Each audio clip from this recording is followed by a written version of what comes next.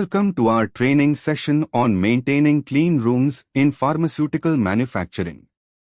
Today, we'll explore essential practices to ensure our facilities meet the highest standards of cleanliness and compliance.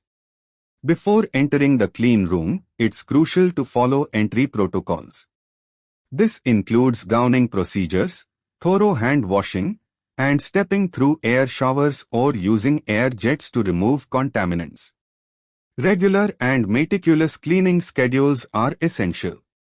Surfaces must be cleaned and disinfected using approved agents and techniques to eliminate microbial contamination.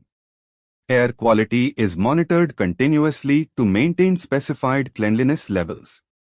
High-efficiency particulate air (HEPA) filters are used to remove airborne particles, ensuring a sterile environment. Proper waste management is critical to prevent cross-contamination. All waste, including used materials and disposables, must be promptly removed from the clean room. Continuous training and strict adherence to protocols are fundamental.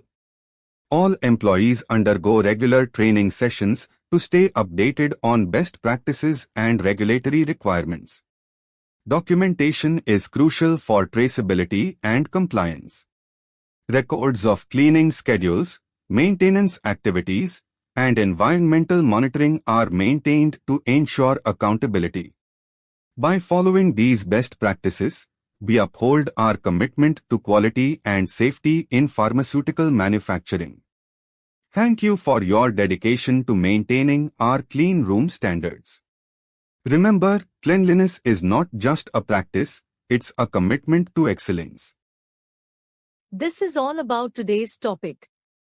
Thanks for watching Funny EHS Info. And don't forget to subscribe our channel to get immediate notification of our videos. Share our videos to your friends and colleagues to create safety awareness. If you have any questions and requirements, please comment in comment box.